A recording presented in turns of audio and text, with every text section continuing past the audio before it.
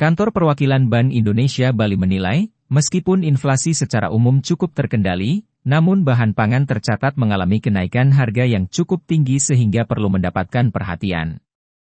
Untuk itu, ke depan diperlukan penguatan pengendalian inflasi melalui kolaborasi, inovasi, dan sinergi tim pengendalian inflasi daerah, TPID. Upaya tersebut diperlukan terutama untuk memitigasi kenaikan harga bahan pangan di tengah dinamika cuaca yang menjadi tantangan bagi produktivitas pertanian, terang Kepala KPWBI Bali, Erwin Soeryadimadja di Denpasar. Berdasarkan rilis BPS Provinsi Bali, perkembangan harga gabungan kabupaten kota perhitungan inflasi di Provinsi Bali pada Januari 2025 secara bulanan mengalami deflasi sebesar minus 0,02%, lebih rendah dari bulan sebelumnya yang mengalami inflasi 0,31%.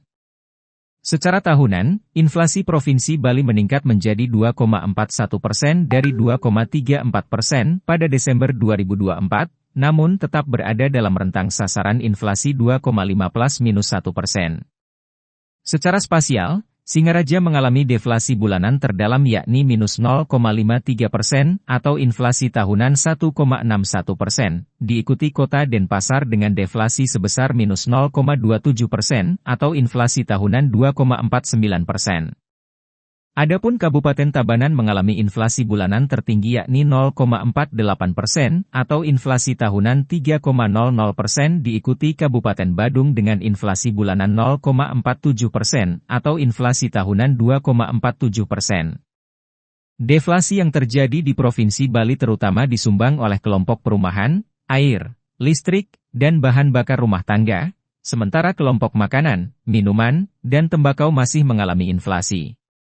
Berdasarkan komoditasnya, deflasi bulanan Januari 2025 terutama bersumber dari penurunan tarif listrik seiring dengan pemberian potongan tarif 50% untuk penggunaan listrik dengan daya kurang dari 2.200 VA serta penurunan harga canang sari seiring dengan menurunnya kebutuhan upacara keagamaan.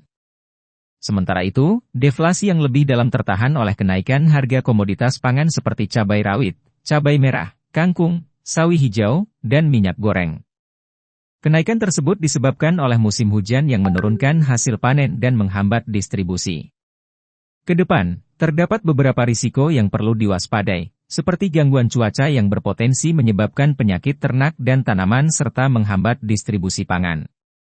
Kenaikan harga bensin non-subsidi berpotensi mendorong kenaikan tarif angkutan darat. Harga minyak goreng dan emas perhiasan juga berpotensi meningkat seiring dengan kenaikan harga crude palm oil, CPO, dan emas global.